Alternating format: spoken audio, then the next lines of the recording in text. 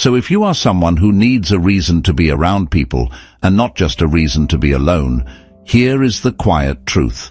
You are not broken. You are not antisocial. You are simply wired to listen more, need less, and feel deeply. And that is not a lack of something. That is a rare kind of strength. Let me now show you exactly why. Let me ask you something personal. Have you ever left a gathering early? Not because you were angry, but because your chest felt tight and your mind felt loud? Or have you ever sat in a room full of laughing people and felt like you were watching a movie instead of living in it? If that sounds familiar, someone has probably called you shy, or distant, or even rude. And over time, you may have started to believe them. You may have asked yourself, what is wrong with me? Why can't I just enjoy people like everyone else? Here is the uncomfortable truth that almost no one tells you. The people who genuinely prefer being alone are not missing a social skill. They are not broken. They are operating on a completely different emotional wiring. And in the next several minutes, I will walk you through 5 rare traits that almost always live inside those who choose solitude. Not one of them is a weakness. By the time we finish, you may stop asking, "What is wrong with me?" and start asking a much more powerful question. Why did no one tell me this sooner? Let us begin with the first trait, and I will warn you, it may change how you see every quiet person you have ever met. Trait 1. You don't care much about social approval or friendship. Let us start with something scientists have measured inside the human brain. Most people experience a small but real burst of a chemical called dopamine when they receive a compliment, or when they make a group laugh, or when they are invited to an event that others were not invited to. This is not a flaw. This is biology. It is the reason most people chase attention, approval, and belonging. It feels good. But here is the trait. People who prefer being alone often have what researchers call low social reward sensitivity. That is a long phrase, so let me break it down simply. Their brain does not get the same chemical hit from social approval, so when someone ignores them, it does not hurt as much. And when someone praises them, it does not excite them that much either. This is not coldness. This is a different calibration. Let me give you a practical example you may have lived yourself. Imagine 2 people working in the same office. One person stays late every day, answers every email immediately, and feels a little thrill every time the boss says good work. That person is not wrong. They are simply wired to need that reward. The second person finishes their tasks quietly, leaves on time, and goes home to read a book or walk alone. When the boss says nothing to them, they feel fine. When the boss gives a small compliment, they say thank you and forget about it 5 minutes later. From the outside, this second person might look lazy or unfriendly, but they are not. They are simply not addicted to the reward that other people chase. They are motivated by peace, by autonomy, by the absence of noise. So if you have ever turned down a party and felt relief instead of guilt, or if you have ever forgotten to check how many likes your post got, you are not antisocial. You are free from a hunger that most people spend their whole lives trying to feed. Trait 2. You notice and think deeply about tiny details in your surroundings. Now let us walk into the deepest trait. And I want you to listen carefully, because this one is almost always misunderstood. Carl Jung, the great psychologist, once wrote that solitude does not come from a dislike of people. It comes from a rich inner world that needs quiet to function. He said that the person who retreats into themselves is not running away from others. They are running towards something inside that cannot survive in noise. Modern research calls this sensory processing sensitivity. But let me say it in very simple words. You notice things that others walk right past. You hear the tiny change in someone's voice before they say, "I'm fine."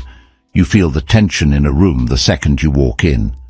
You see the way a person's hands move when they are nervous. You smell the rain before it starts. This is not anxiety. This is not paranoia. This is micro-processing. Your brain is taking in more details per second than the average person, and that is a beautiful gift. But it is also exhausting if you never get silence. Let me give you a real situation you may recognize. You are at a dinner with 6 people. Everyone is laughing, eating, talking over each other. But inside your head, you are noticing 5 things at once. One person at the table has not touched their food. The music is slightly too loud. 2 different conversations are happening behind you. The light is flickering. And someone just made a joke that hurt another person, but no one else noticed. By the end of the hour, you are not sad. You are not angry. You are completely drained. Not because you hate people, but because you processed 10 times more information than they did, and no one gave you a break. Marcus Aurelius, the Roman emperor and philosopher, wrote something that fits here perfectly. He said, "You have power over your mind, not outside events. Realize this, and you will find strength." For the person who prefers being alone, solitude is not escape. It is the only way to clean the mental clutter that others never even create. It is like shutting down a computer that has been running too many programs. Without that quiet, the system crashes. So, if you have ever needed an hour of silence after a simple lunch with friends, you are not rude. You are not broken. You are protecting a brain that works harder than most people will ever understand. Trait 3. You are motivated by your own personal reasons. Now let us talk about a third trait that is almost invisible from the outside. Most people do things because they expect a reward or fear a punishment. They work hard for a bonus. They go to parties to avoid missing out. They post photos to feel seen. They join groups to feel safe. This is normal. This is how most of the world moves. But people who prefer being alone are often driven by something completely different. Psychologists call this intrinsic motivation. It means you do things because the activity itself is satisfying, not because of what comes after, not because someone is watching, not because you will get a trophy. You do it because the doing feels right.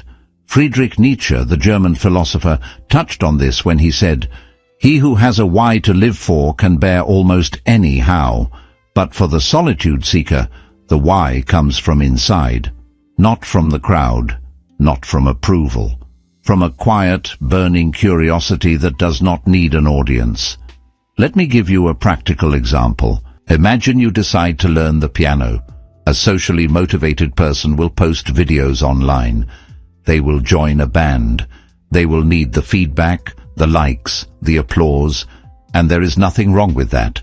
But an intrinsically motivated person will practice alone at midnight for 6 months. No videos, no audience. No one even knows they are learning. Why? Because the feeling of getting one chord right after 50 wrong tries is enough. That small click inside is its own reward. This is why quiet people often become extremely skilled at one thing.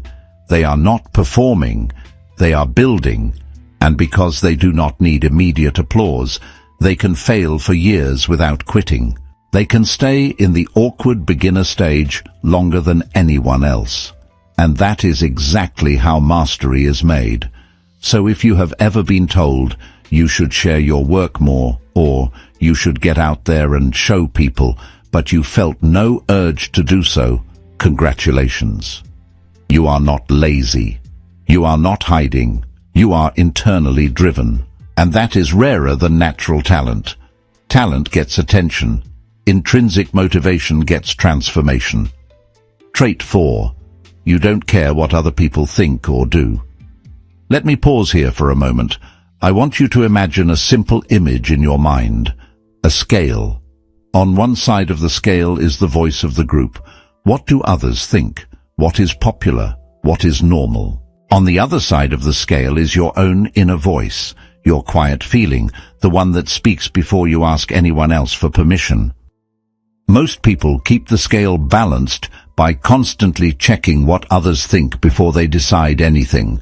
Should I wear this? Should I say that? Should I take this job? Should I end this relationship? They look around first.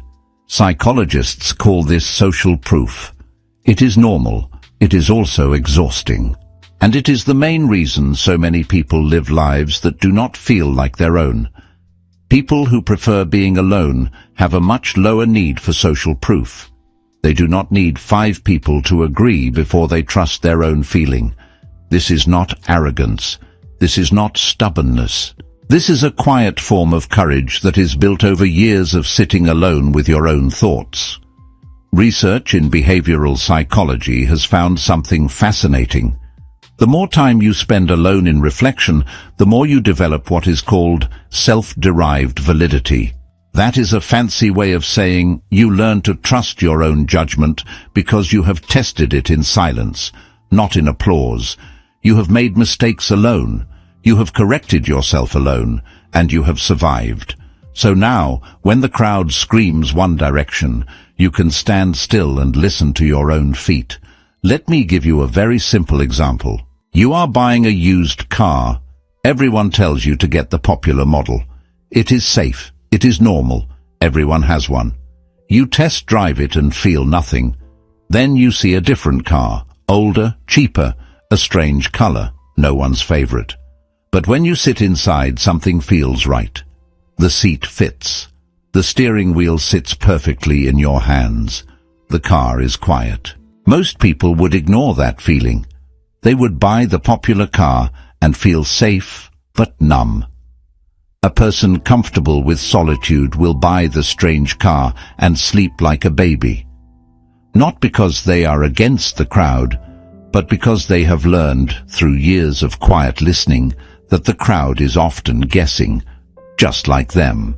But their own quiet feeling has been right more times than they can count, and they are no longer willing to trade that feeling for belonging. Trait 5. You are confident and happy on your own. Now we arrive at the 5th trait, and I need you to pause for a second before we go in, because this one will challenge something you have been told your whole life. Since you were a child, you have heard that humans are social animals, that we need others to regulate our emotions. If you are sad, call a friend. If you are angry, talk it out. If you are scared, seek comfort. This is true for many people, but it is not true for everyone. People who prefer being alone often develop something called emotional self-sufficiency. That means they can feel a difficult emotion, sit with it, understand it, and let it pass, without immediately needing to share it with another person. They are not cold. They are not closed off. They have simply learned that not every feeling needs a witness. Nietzsche wrote something very dark but very honest. He said, "The thought of suicide is a great consolation. By means of it, one gets through many a bad night." He was not promoting despair. He was pointing out that knowing you can handle your own darkness, that you are not helpless without another person, is a form of deep strength. You do not panic when the wave comes. You have learned to breathe underwater. Let me give you a very practical example. You have a bad day at work. Nothing dramatic. No disaster. Just a slow wearing down. A small comment here. A forgotten task there. A heavy tiredness that has no single cause. A socially dependent person will call 3 different people. They will post a vague story online. They will scroll for reassurance. They will need someone to say, "You are okay," before they can feel okay. And again, there is nothing wrong with that. That is normal. But a self-sufficient person might do something completely different. They might leave work, drive to a parking lot, and sit in the car for 10 minutes with the engine off. They might make tea in silence. They might lie on the floor and stare at the ceiling. They might write one sentence in a notebook. They are not running from the feeling. They are sitting inside it, like a room they have visited before. And after a while, the feeling leaves. Not because someone rescued them, but because all feelings, if you do not fight them, eventually pass. Here is the key. The self-sufficient person does not feel lonely in that moment. They feel capable. And that is a superpower that solitude teaches you over years, not overnight. It is the quiet confidence that you are not a burden, that you can hold your own weather, that you do not need to be saved. So if you have ever felt a wave of sadness and chose to walk alone instead of calling someone, and you were not punishing yourself but simply resting, you have this trait. And it is not a flaw. It is a quiet, invisible form of freedom. So let us go back to where we started. The person who prefers being alone is not shy, broken, rude, or cold. They have low social reward sensitivity, so they do not chase applause. They have high sensory microprocessing, so they get exhausted by noise that others do not even hear. They are intrinsically motivated, so they build skills for their own satisfaction. They have a low need for social proof, so they trust their own gut even when the crowd disagrees. And they have emotional self-sufficiency, so they do not panic when they are alone with their own feelings. None of these are problems to fix. They are rare adaptations. And here is the final shift in perception I promised you at the very beginning. The world will always try to sell you the idea that loneliness is the absence of people, that if you are alone, you must be missing something, that quiet is emptiness. But for the person who truly prefers being alone, loneliness is not the absence of people. Loneliness is the absence of yourself, and solitude is the return. So the next time someone asks you why you like being alone so much, do not defend yourself, do not explain, do not apologize, just smile quietly, because you now know something they do not. You are not avoiding the world. You are protecting a rare kind of attention that the world forgot how to pay.